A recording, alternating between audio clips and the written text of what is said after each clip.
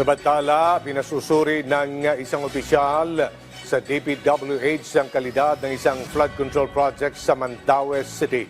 Ito matapos bumigay ang isang bahagi nito na dahilan ng pagragasa ng tubig mula sa ilog patungo sa ilang mga bahay. Si Jessie Atienza ng PTV Cebu sa sentro ng balita. Tila bibigay na ang kisame ng bahay ni Aling Susan matapos pasukin ng baha ang kanyang bahay Biyernes ng gabi. Nawasak naman ang katabing bahay na pagmamay-ari ng kanyang anak.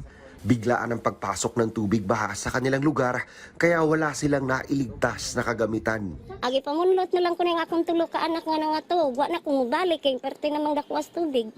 Ang ako na lang mga laki may nagkuha sa ubang gamit pero maagi na kuan hurot akong kaldero ug kuan mga plato.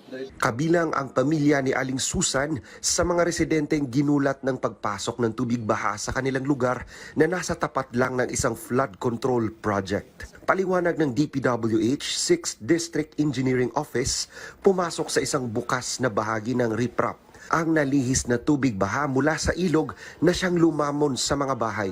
At dahil walang madaanan ng tubig baha palabas sa lugar, bumigay ang isang bahagi nito sa unahan papunta sa ilog. There was a gap.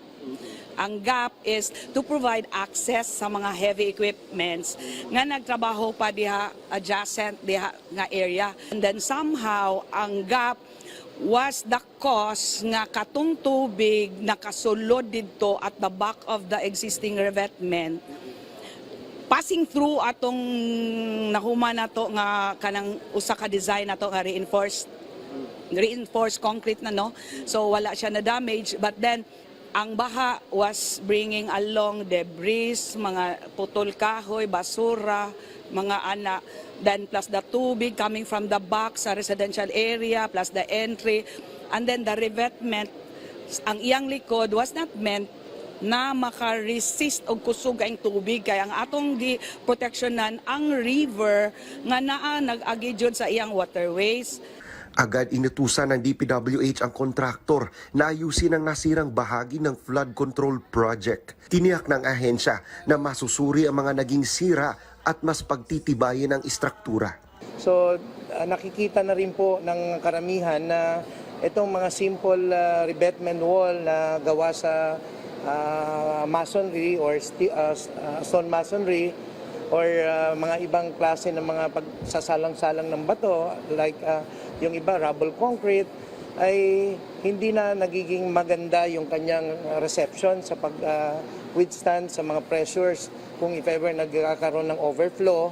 So nagre-reconsider po tayo ng design kagaya ng binabanggit po nila na meron po tayo mga reinforced wall or revetment wall na fully concreted na po ito. Buhos po with reinforcement from the capping site kung saan po nag-rest yung ating piles. So hanggang sa pinakaitaas. Nakipag-ugnayan na ang tanggapan ng Lone District Representative sa DPWH para alamin kung nasunod ba ang tamang specifications at scope of work ng proyekto. Ang kato sa contractor no ato gitong gipatan-aw gyud pa-check gyud nato gani karon pod atong gitawag atong DPWH also nga ang kanigod ang ilahang mga specification sa scope of work nga gi-comply ba gyud ni nila.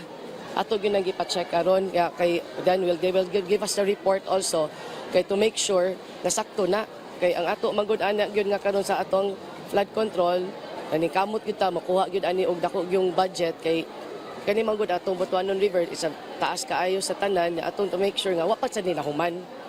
Kung wa pa man human mo na ang tubig musud paghihapon taw na sa uban kabalayan kay di pa man na close. Ongoing paghihapon ang atong mga projects uban.